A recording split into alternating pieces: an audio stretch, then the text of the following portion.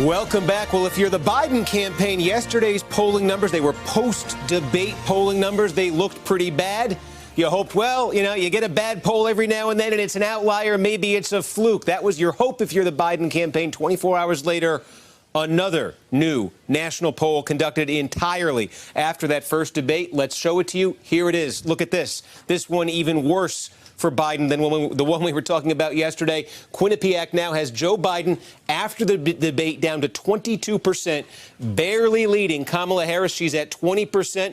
That's obviously a significant drop in this poll from where Biden had been polling throughout the spring. That's obviously a significant rise for Kamala Harris. Not the first poll we've seen now since the debate showing this kind of dynamic. A very troubling one for the former vice president, a very encouraging one for Kamala Harris. Elizabeth Warren, it's about where we saw her heading into the debate. No big gain, no big damage for her. Bernie Sanders sitting there now in fourth place in this poll. Pete Buttigieg, all that money we talked about him raising yesterday, but 4%. His numbers, in fact, have actually been dropping a little bit over the last month or two. We can take you through some of the breakdowns on this. First, we've been talking about the breakdown by race. Look at this. Joe Biden leads among white voters. Look at Kamala Harris right behind him, 20%, tied with Elizabeth Warren. Kamala Harris's support with white voters, particularly white liberals, it looks like, based on a different poll, has spiked after this debate. So has her support with African-American voters. Look at this, 31-27. We have talked all spring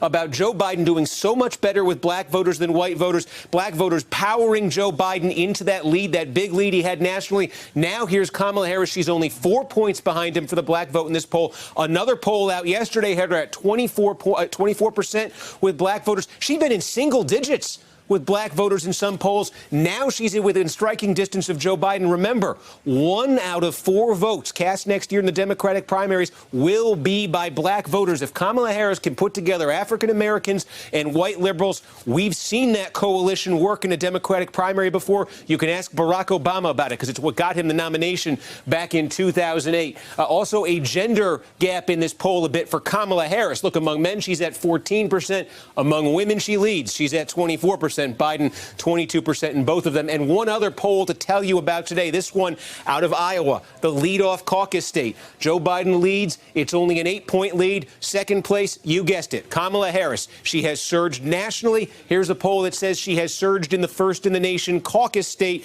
as well. So they're starting to come in fast and furious now. Polls that measure not just the debate itself, but those few days of reaction after the debate. All so far, it seems very encouraging for Kamala Harris and perhaps not so much for Joe Biden. All right, up next, we're going to dig more into what this all means for 2020. Stay with us.